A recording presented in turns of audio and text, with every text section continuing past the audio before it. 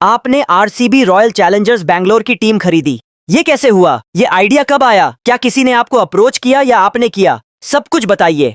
देखिए, मैंने पहले भी आपको समझाया है कि कैसे किसी ब्रांड के लिए एक पर्सनैलिटी बनाना जरूरी होता है। कैसे आप अपनी मार्केटिंग की सोच को स्पोर्टिंग इवेंट्स, म्यूजिक फेस्टिवल्स और अन्य ऐसे तरीकों से कम्युनिकेट कर सकते हैं जो युवाओं को आकर्षित करें। उस समय मैंने शोवालिस कंपनी खरीदी थी और उसमें जो सबसे बड़ा ब्रांड मेरे हाथ आया वो था रॉयल चैलेंज बेंगलुरु। मैं सोच रहा था कि अब इस ब्रांड को अगले स्तर पर कैसे ले जाया जाए। उसके लिए इनोवेशन, मार्केटिंग और नई सोच की जरूरत थी। उसी दौरान आईपीएल का आइडिया सामने आया। मैं तब बीसीसीआई की एक कमेटी में था जहां मैं कर्नाटका स्टेट क्रिकेट एसोसिएशन का प्रतिनिधित्व कर रहा था। मुझे ललित मोदी का प्रेजेंटेशन बहुत ही प्रभावशाली लगा जो उन्होंने बीसीसीआई के सामने दिया था। बेशक बीसीसीआई उस वक्त काफी ब्यूरोक्रेटिक था, लेकिन ललित मोदी लगातार कोशिशों में लगे थे।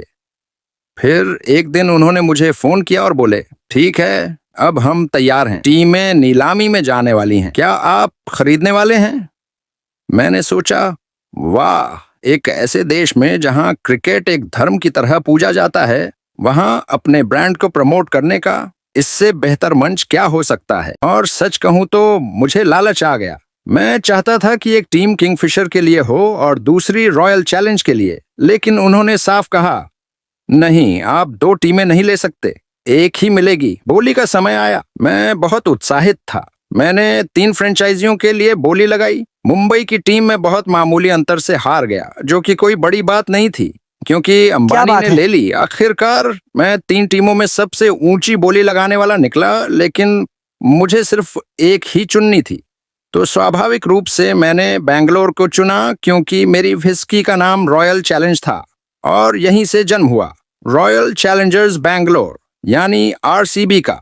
ये कोई कारोबार नहीं था, ये क्रिकेट के प्यार में भी नहीं था, ये ज्यादा एक व्यावसायिक निर्णय जैसा था कि इससे मेरे ब्रांड्स को फायदा होगा, या फिर ये दोनों था। नैरेटिव ये चलता है कि ये एक वैनिटी प्रोजेक्ट था। विजय माल्या को क्रिकेट से प्यार है, वो अपनी खुद की टीम खरीदना चाहते थे। हाँ, उनकी फ्लैम्बॉयंस, वो सब कुछ जो भी आमतौर पर उनके बारे में कहा जाता है, लेकिन असली मकसद हमेशा से रॉयल चैलेंज व्हिस्की ब्रांड को प्रमोट करना था। तो ये पूरी तरह से बिजनेस से प्रेरित था, इसीलिए इसका नाम रॉयल चैलेंजर्स रखा गया।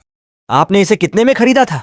मुझे लगता है कि मैंने $112 मिलियन की बोली लगाई थी। और उस समय ये 600-700 करोड़ या उससे भी ज्यादा होता होगा। लेकिन ललित बहुत चतुर था, सब कुछ डॉलर में ही अंकित था। मुझे लगता है $112 मिलियन, जिस पर उस समय लोगों ने हैरानी जताई थी। लेकिन अब अगर पीछे मुड़कर देखें और गणना करें तो ये एक टॉप क्लास निवेश था। मतलब आज टीम्स की वैल्यू देखो, वे आज $1 बिलियन की हैं। तुम जानते हो, एक चीज जो आरसीबी के लिए मेरी बोली में बहुत रोमांचक थी, वो था विराट कोहली। विराट कोहली अंडर 19, तुमने उनके लिए बोली लगाई थी, तो तुमने उन्हें करीब 20 लाख में लिया था। इतनी कम उम्र में तुमने विराट को क्यों चुना? देखो, जाहिर है उस समय कई युवा खिलाड़ी थे और चयन प्रक्रिया लकी ड्रा जैसी थी। आखिर में मैं किस्मत से चुनने वाला बन गया और मैंने तुरंत विराट को चुन लिया। मुझे याद है चयन प्रक्रिया से कुछ समय पहले ही अंडर 19 वर्ल्ड कप चल रहा था और मैं विराट से बहुत प्रभावित हुआ था, तो मैंने उन्हें वो चुन लिया। और ये कितनी शानदार बात है कि 18 साल बाद भी वो टीम में बने हुए हैं।